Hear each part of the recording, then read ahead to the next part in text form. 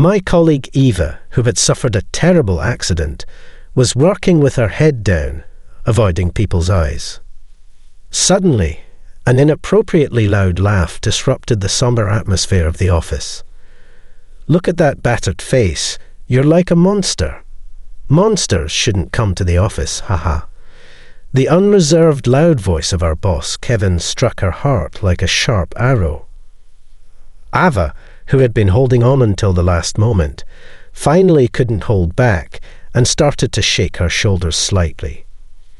The moment I saw a tear drop from her face, which she covered with her hands, my head heated up in anger. I'm fed up with losing the smiles of those I care about. With that thought, I began to plan a meeting with a certain person. My name is Tyler. I'm a 35-year-old ordinary office worker. My family runs a hospital, and I was given everything I needed since I was young. My parents allowed me to freely pursue any hobbies or interests I had and provided a good environment for my education. However, I had no outstanding talents and realized by the time I entered elementary school that I had no particular skills. In contrast to me, my younger brother, 2 years my junior, Kyle, quickly achieved notable results. Kyle, with intelligence much like our father's, continued to deliver results one after the other, quickly becoming the focus of our father's expectations. But I didn't resent that. Instead, I was thankful that I could live freely without any constraints. However, this relationship crumbled during middle school. While I aimlessly attended a local middle school, Kyle was accepted into a prestigious middle school in New York. Seeing Kyle aiming for medical school to follow in our father's footsteps, I started to feel a sense of alienation. My father also seemed to pay attention only to Kyle, as if I didn't exist. Having lost all confidence, I became unable to attend school and started to shut myself in my room. The one who continued to love me unchanged was my mother. "You have your own strengths, don't worry. There are so many fun things in the world. You don't have to rush." My mother was an optimist and always reassured me. Hearing her words somehow eased my anxiety, and I felt that I had value as I was. Thanks to her, I managed to graduate from middle school and went on to a local high school. I had been playing games as a hobby, and on a whim, I decided to create my own game, which was unexpectedly well received when I presented it at the school festival. Seeing me interact with classmates through my game, my mother was very pleased. "I'm glad you found something you're passionate about." I still clearly remember her smiling face when she said that. It was soon after that when my mother was diagnosed with a serious illness. The once cheerful mother grew thinner and lost her energy day by day. The treatment started, but it was only enough to slow the progression of the illness, not cure it. The medication made her lose a lot of weight and she lost her hair. Eventually, she couldn't live at home anymore and spent her days lying in her hospital bed. Just before she passed away, she muttered with a sad face, "Why me? I still want to live." The sight of my grieving mother was so painful that I wanted to look away, and it's deeply etched in my memory. Afterward, I became a working adult and joined a newly established game company, determined not to disappoint my mother in heaven. I dedicated myself to work every day. "Good morning, you're looking down again. Cheer up." The one who greeted me energetically was my colleague Ava. She was cheerful and friendly to everyone, brightening the atmosphere at work. Not only was her mood uplifting, but she was also highly skilled, having contributed to several hit projects as a programmer. Talented, action-oriented, and beautiful, Ava was indeed a perfect woman. She never got carried away by her abilities and always approached her work with seriousness, which I deeply respected. Ava, with her eyes sparkling, approached me just as I arrived at work. "Hey, I heard we're getting a new department head. I wonder what kind of person they'll be," she said. "Oh, that's right. Starting today, the new department head, an elite graduate from a prestigious university, was specially recruited from another company by our upper management." We were initially hopeful about the new department head's arrival, but within a month, we were fed up.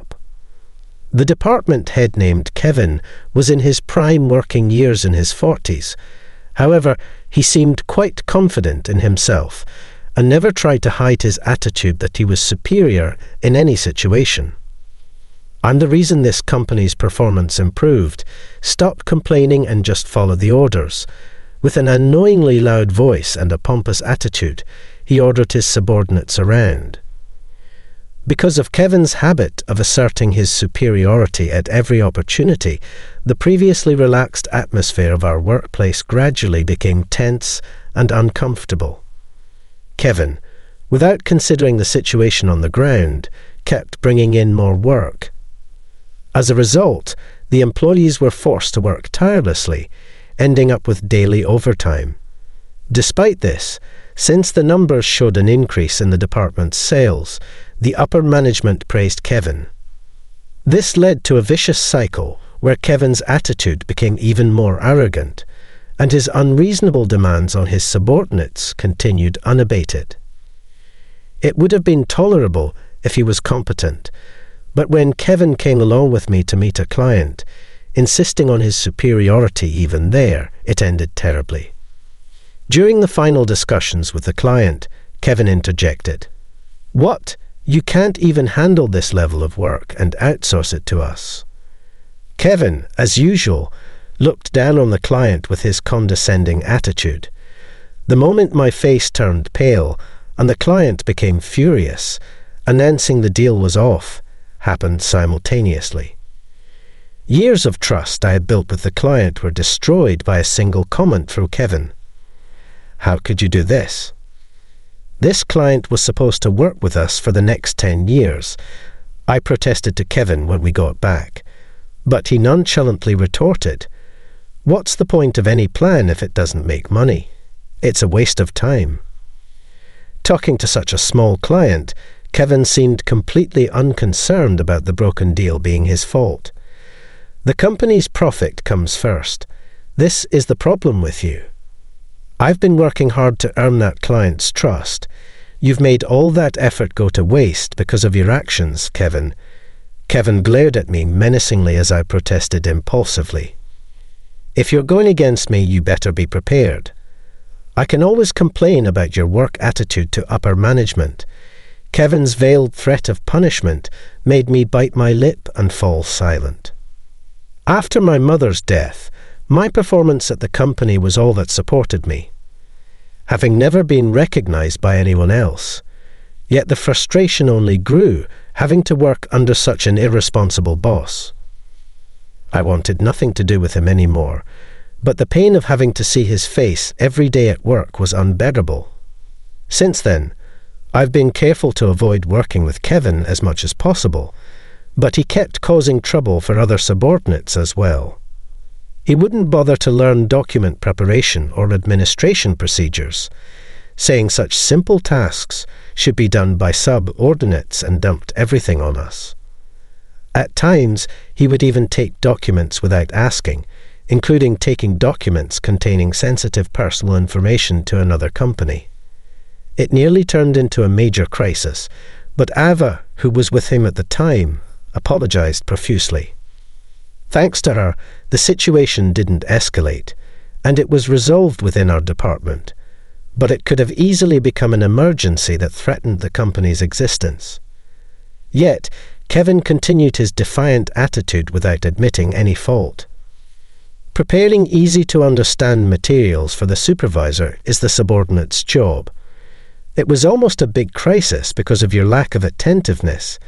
Ava was the first to lose patience with Kevin's unapologetic behaviour. On the day of the personal information incident, Ava invited me out for drinks. She, too, had been troubled by Kevin's terrible attitude on a regular basis. It's not just today. I went to a meeting with him before, and he started lecturing the client arrogantly, causing a lot of trouble, she said. I thought so. It's bad enough with people inside the company, but causing trouble for our clients is too much. So Eva and I ended up venting to each other. But there was nothing we could do about it. I was just hoping Kevin would be transferred out as soon as possible, but Ava had other plans. From the next day, Ava began to firmly say no to Kevin. That day, as Kevin was criticizing the work of his subordinates as usual, without providing any concrete suggestions for improvement, Eva spoke up. Taking her hand firmly in mine, I spoke with sincerity. Don't worry about a thing. I'll always be here for you, so there's no need to worry, just as my mother used to encourage me. I spoke gently and gave her a reassuring smile. Working together at this company, Ava always greeted me with a radiant smile. Now was the time to return the favour. I thought as I gently patted her back with encouragement. Soon after, I was called in by the upper management. I was subjected to a stern questioning. It was about the incident where Kevin took documents containing personal information to another company. Somehow, the story had been twisted to suggest that it was not Kevin, but I who had made the mistake, and the management was grilling me. I had no recollection of such an event and desperately tried to explain, but no one would listen. Before I knew it, my transfer to a rural area was decided. All this happened just a few hours after my confrontation with Kevin. It was too well executed to be coincidental, and later an unbelievable truth came to light. Kevin had apparently been doing this kind of thing repeatedly in the past. Whenever he made a mistake, he would take his time to set up a subordinate to take the fall. He would fabricate all the evidence and then suddenly pin the blame on a subordinate, rushing the upper management decision to transfer or fire them before they could respond. This way, the blame for the mistake fell on an unsuspecting employee. Kevin planned to continue acting as a supervisor in the workplace, escaping any blame. The thought of being transferred because of someone else's mistake was unbearable. As I was fuming over what to do, I was called in by Nathan, who used to be my supervisor. Even if it was Kevin's suggestion, it's impossible for Tyler to do such a thing. But Kevin won't be satisfied with this situation as it is, Nathan said. It's frustrating, but we're currently devising a plan against Kevin. I'm sorry, but could you pretend to be transferred for a while? Nathan then suggested. I take some paid leave, having focused on work calls this time. I had about 3 weeks of vacation accumulated. Since Ava's accident, I had been working non-stop to fill the gap left by such a capable employee.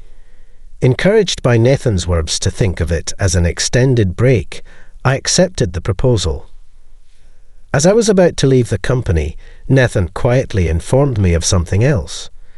He mentioned contacting a certain individual. It was Harrison, the chairman of the group of companies overseeing ours. Chairman Harrison was often travelling around the world and rarely had the chance to return to America. But he was scheduled to come back to America soon, and Nathan would reach out to him on my behalf. Grateful for Nathan's arrangements, I decided to wait for the day I would meet Chairman Harrison. The first person I contacted that day was Kyle, now a respectable doctor, and having taken over our father's hospital. I had great respect for Kyle, but it had been a while since we last spoke on the phone, so I was nervous as I listened to the ringing tone. Tyler, it's rare for you to call me. Hearing the familiar voice that hadn't changed over the years, I felt the tension in my shoulders ease. I pleaded with Kyle for help, sharing with him Ava's situation. I told him about the injuries she sustained in the accident and my desire to heal the scars on her face as much as possible. After pondering for a while, Kyle promised to do everything within his power to help. I'd like to see her condition myself. I might be busy, but can you come to our hospital? I told Kyle we'd come right away and hung up. Ironically, thanks to Kevin, I had 3 weeks of paid leave and was ready to move at any time. I immediately contacted Ava and rushed to Kyle's hospital. I appreciate the thought, but are you sure they can treat me? The doctor I saw said it would be difficult without a highly skilled physician. Eva looked at me with a mix of hope and uncertainty. Besides, they said the good doctors are so popular that I couldn't get an appointment for the next 2 years.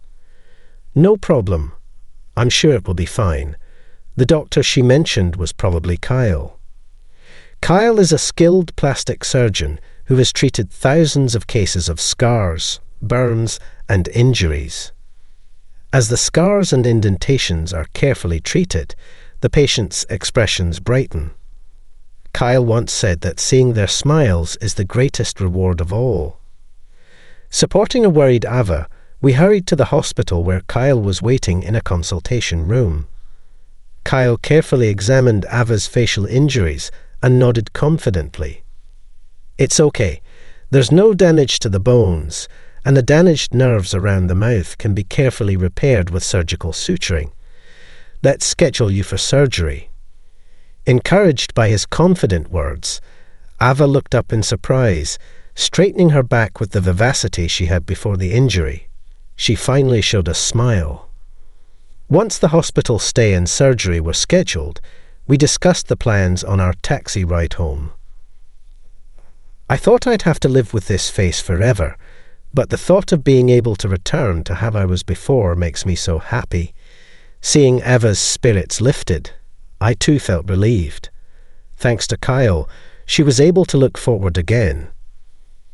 I'll definitely get back at Kevin once I'm healed. I won't forgive him. I thought her anger was due to his comments at the office, but as she elaborated, I was horrified. It wasn't just what he said that was awful, but the cause of the accident. He was road raging. He braked suddenly and swerved lanes just because he didn't like the car behind us. Eva began to recount the situation at the time of the accident, still seething with anger. Although Kevin claimed Eva was driving that day, it turned out he insisted on driving himself. But his driving skills were poor, and Eva, sitting in the passenger seat, was nervous.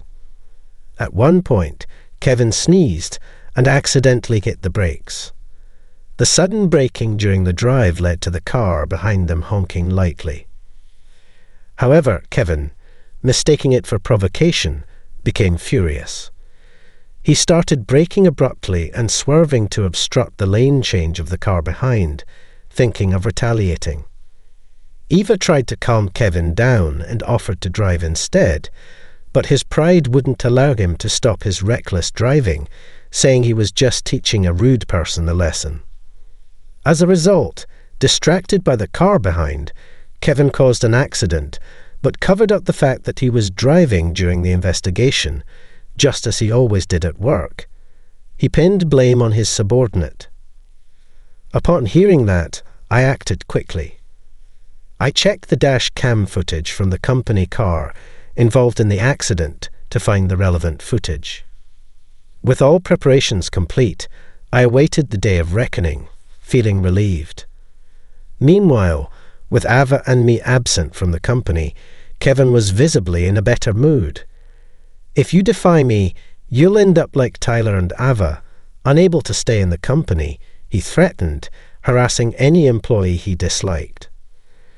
As reports of his behaviour reached me, my 3-week paid leave came to an end, and it was time to return to work. Executive Nathan called me in and asked me to wait in a room at the company. Chairman Harrison, who had just returned from an overseas inspection, was visiting the company, causing a stir since the morning.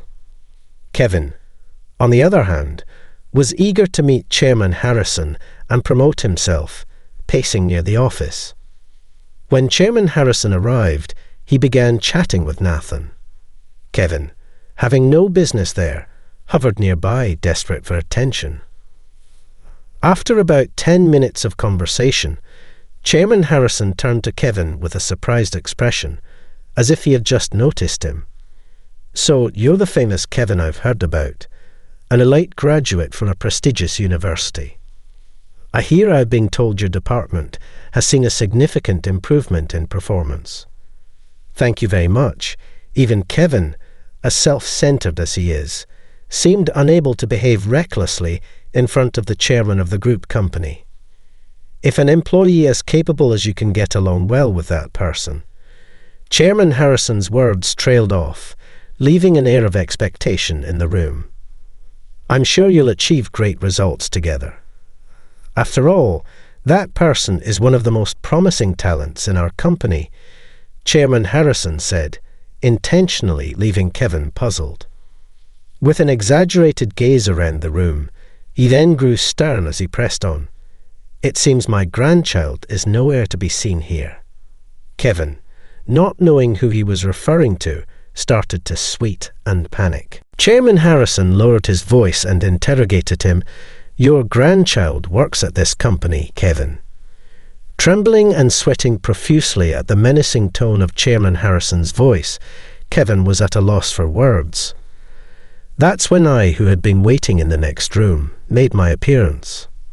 Ignoring Kevin, who was staring at me in shock, I turned to Nathan. "Thank you for the 3-week break. It was very refreshing. I'm glad you could rest. Keep up the hard work." At that point, Kevin seemed to realize something as he stared intently at me. Then, Chairman Harrison approached me, starting a cheerful conversation. "I thought you might have been transferred out since you were gone," he said. "As if I could be transferred from a subsidiary company owned by my grandfather," I replied. Saying that, I slowly turned to look at Kevin. He must have been quite taken aback by the unexpected turn of events. His eyes were wide open, and his mouth was moving silently. In fact, this group company founded by my grandfather operates in a wide range of fields, from the hospital where my father and Kyle work to the management of my game company, I continued. However, I had joined this company without using my family's connections, so only the president and Nathan knew this fact. After a while, Kevin coughed a few times and then started talking to me in a strangely familiar tone, as if hearing this for the first time. "I always thought Tyler was an exceptional employee, truly worthy of being Chairman Harrison's grandson," he said. "Enough with the lies. I've heard all about you from my grandson." Chairman Harrison's words left Kevin opening and closing his mouth in a futile attempt at excuses. "Moreover, you caused an accident and then fled, pushing the blame onto a subordinate. Leave this company immediately." Unable to make his usual excuses, Kevin let out a pitiful cry and staggered out of the company. Afterwards, the company submitted the dash cam footage to the police. Our company's dash cams recorded not only the front and rear of the vehicle, but also the interior. The footage clearly showed Kevin's reckless driving at the time of the accident. Kevin, having caused the accident, had the paramedics set Eva away first. Then he falsely reported to the police that the severely injured Ava was the one driving.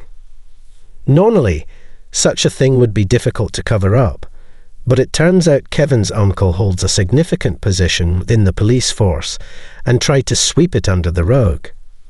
Apparently, his uncle also found it inconvenient to have a relative involved in a scandal, and Kevin had been let off for minor offences like parking violations in the past. He must have thought he could hide this accident as well. Kevin's cowardice in engaging in reckless driving and then trying to pin the blame on Ava outraged the employees. Ava, unaware of these details, was quite shocked to learn the truth.